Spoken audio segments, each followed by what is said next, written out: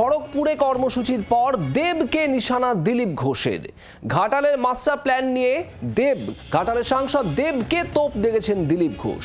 সভামঞ্চেও দেবের সক্রিয় ভূমিকা চোখে পড়েনি। কার চাপে দেব রাজনীতি করছেন প্রশ্ন দিলীপ ঘোষের। কেন বারে বারে দাঁড়িয়ে ঘাটালের লোককে ধোঁকা দিচ্ছে? দেবকে ব্ল্যাকমেল করা হচ্ছে বলে অভিযোগ মেদিনীপুরের প্রাক্তন বিজেপি সাংসদের। দম থাকলে রিজাইন করে দেখাও, দিলীপ ঘোষের বক্তব্য। দেব প্রত্যেকবার ইলেকশনে বলে এবারে যদি ঘাটাল সমস্যার সমাধান না করি আমি রাজনীতি ছেড়ে দেবো।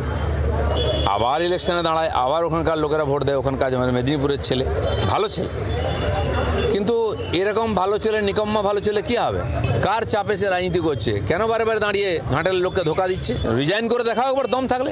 মেদিনীপুরের লোকের মেরুদণ্ড থাকে, তারা চামচাগিরি করে না। ব্ল্যাকমেল করে রাজনীতি করা হচ্ছে, এমনকি তাকে যে ডাকানো হয়েছিল গরু পাচারের টাকা বলে টিএমসি লোকেরাই করেছে কনস্পিরেসি, এবং প্রত্যেকবার তাকে বলা হয় তুমি যদি ভোটে না দাঁড়াও তোমার সিনেমা বন্ধ করে দেবো,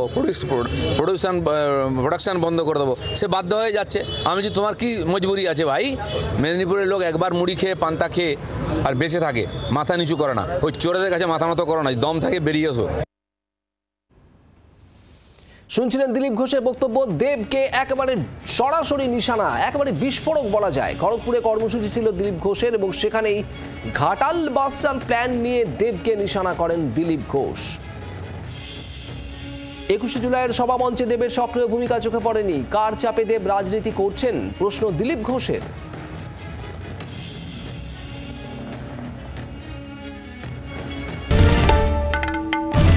বাংলার আওয়াজ, বাঙালির আবেগ, জি 24 ঘন্টা।